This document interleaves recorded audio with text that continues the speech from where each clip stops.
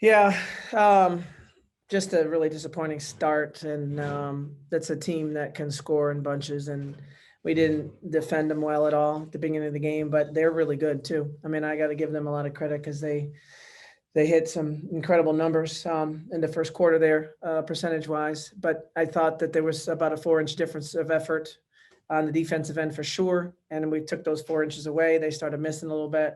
And I thought on the offensive end, 4 inches of us just having the ball a little bit too high, and we bring it 4 or 5 inches a little bit lower and played a little lower and went around them instead of throwing over them. Made all the difference in the world. But disappointed. I mean, I really, even with the loss of Kelsey, I thought we would play Miami ball, and I am fine with us as long as we're competitive. And we waited too long, and I told the team in the locker room that this program needs to get to where we're the team that's the front runner, and the other team's trying to make a miraculous comeback, because that's what we've been, and we need to get back there, and we're going to do everything we need to do to get there, because we shouldn't be down that much. I'm too proud for that, and this program's too proud. Our first question comes from Michelle Kaufman. Go ahead, Michelle. Hey, Katie. If you don't mind, I have two questions. One is what happened to Kelsey, and when was she injured? When did you figure out that she wouldn't be able to play? And number two, if you could just talk about Destiny. I mean, once again, the third quarter, second half heroics, and just what she did, 13 points in the third quarter, and how she carried the team on her back in the second half. Well, the first answer with Kelsey is that towards the end of the Clemson game, she went in for a layup, and she kind of twisted and just kind of crunched her legs a little bit. And she was a doubtful status when we left, and it just didn't get any better. So I really didn't know until we couldn't practice her yesterday. And I was surprised because she kept playing in the Clemson game. And so but then at the end, when we had the game won, she whispered to me, "Coach, you got to take me out." And I was like, really? I missed the whole thing because it wasn't a dramatic moment. So she's going to be okay, but it was not, she was not pain-free. And you don't need to risk that.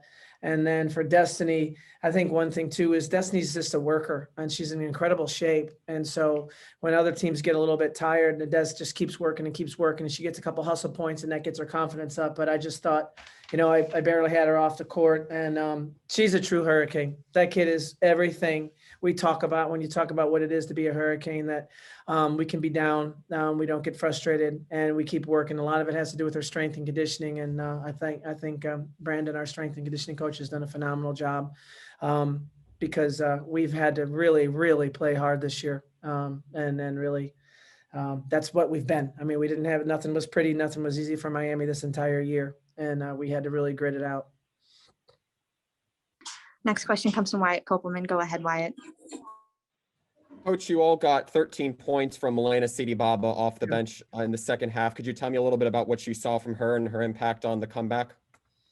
Well, I think, she wheeled one shot in. It was incredible. The thing looked so off when it left her hand, and she just wheeled it in. And that's, I think, that when she gets to the next level, I mean, that's where she's a special player, because she's a tough matchup. I thought we were very disjointed on offense. I didn't think that Taylor and India had particularly good choices with the ball. India didn't have a lot of energy, so I swapped out MJ, and she responded, and that's what it's supposed to be like. I really thought Kensasol would have more of an opportunity to kind of step up for Kelsey, but it was maybe MJ that kind of stepped up for Kelsey, so that was great. Our next question comes from Kevin Ivany. Go ahead, Kevin. Coach, just wanted to ask what you saw from the underclassmen today, and just this season in general, as you kind of start focusing now, maybe postseason or anything, just into next season in general. Just what did you see from the underclassmen today?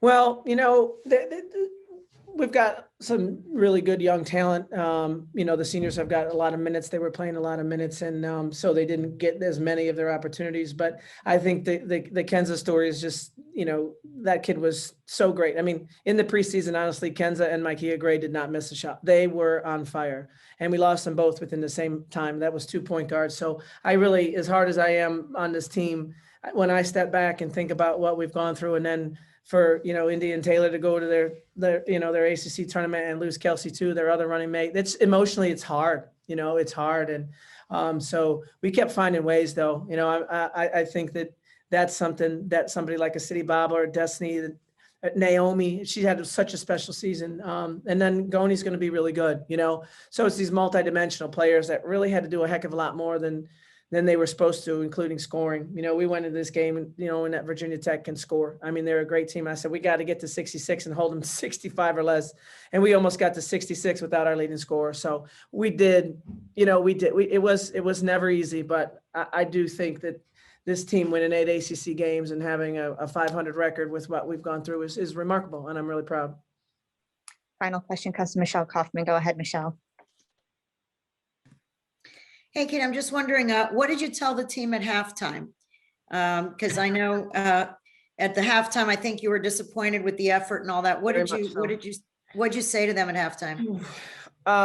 Yeah, I wish I could have gotten into more strategy and adjustments, but it was more of a gut check kind of speech. In fact, I didn't even keep him in there that long because, you know, basically you want me to solve this and the solution is 4 inches. Like I told you, like, honest to God, if you have your hands down on 22 one more time, then I'm not going to make a play call for you. You're not going to play. Like the kid was hitting threes and our hands were down on the kid. That's what she does.